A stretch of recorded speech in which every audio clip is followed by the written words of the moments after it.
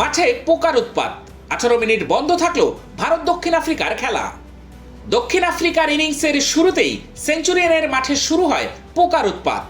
আশুদীপ সিং এর প্রথম ওভার হতেই মাঠের দখল নিয়ে নেয় হাজার হাজার পোকা। বাধ্য হয়ে খেলা বন্ধ করে দিতে হয় আম্পায়ারদের।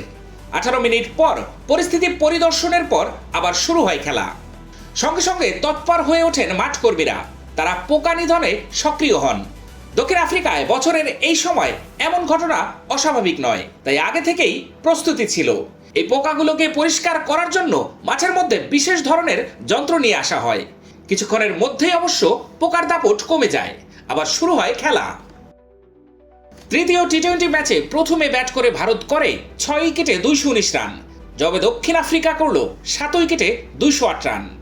টানটান উত্তেজনার ম্যাচে ভারত জিতল 11 রানে। এক দুজনের ব্যাটে ভর করে মান বাঁচাচ্ছে সূর্যকুমার যাদবের দল। 3টি ম্যাচের একটিতেও ওপেনিং জুটি ভরসা দিতে পারল না। প্রথম ম্যাচে 17 রান করার পর সঞ্জু স্যামসনের ব্যাটে আবার খরা, পরপর 2টি ম্যাচে তার অনবদ্য শূন্য। 2 ওপেনারের খেলাতেই ধারাবাহিকতার তীব্র অভাব। অধিনায়ক সূর্যকুমার 1 রান করে নিজেও ধরা পড়েছেন দক্ষিণ আফ্রিকার বোলারদের কাছে। হার্দিক পান্ডিয়া 18, রিঙ্কু সিং 8, কারো ব্যাটেই বলার মতো তেমন রান নেই। স্বাভাবিক পরিস্থিতিতে শট নির্বাচনে ভুল করেছে তারা। তবু ভারতীয় ইনিংসকে ঝকঝকে দেখালো তিলক ভার্মার অপরাজিত 17 রানের জন্য। তার 56 বলে 107 রানের ইনিংস, অভিষেকের 25 বলে 50 রান এবং অতিরিক্ত হিসেবে পাওয়া 19 রান বাদ দিলে বাকি ভারতীয় ব্যাটারদের সম্মিলিত অবদান মাত্র 43 রান। সূর্যকুমারের দলের ব্যাটিং দুর্বলতা ঢেকে দিচ্ছেন বোলারেরা, সোজাসুজি বললে স্পিনারেরা। দক্ষিণ আফ্রিকার ব্যাটারেরা স্পিন বলের বিরুদ্ধে কোনো দিনই তেমন দক্ষ নন, সেটাই কাজে লাগাচ্ছে সূর্যকুমারেরা। যদিও এদিন হতাশ করলেন কলকাতা নাইট রাইডার্সের বরুণ চক্রবর্তীও। হেনরিক ক্লাসেনের সামনে তাকে দিশেহারা দেখালো। মার খেয়ে লাইন লেন্থ ঠিক রাখতে পারলেন না। 2 উইকেট পেলেও বরুণ খরচ করলেন 54 রান। তবে রবি বিষ্ণুর বল সামলাতে কিছুটা সমস্যায় পড়েছিলেন দক্ষিণ আফ্রিকার ব্যাটারেরা। ক্লাসেন 22 গজে আসার আগে থেকেই ভারতীয়দের কাজ সহজ করে দিয়েছিলেন এইডেন মার্ক্রামেরা।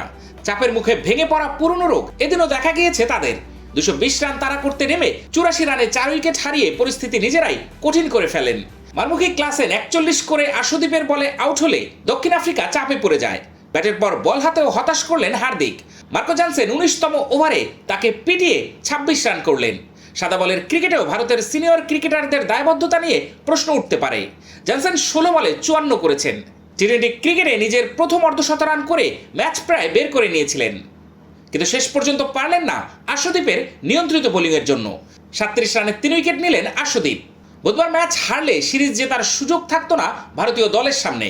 ম্যাচ জিতেও সিরিজ জয় নিশ্চিত হলো না। 4 ম্যাচের সিরিজে 2-1 ব্যবধানে এগিয়ে থাকলো সূর্যকুমারেরা।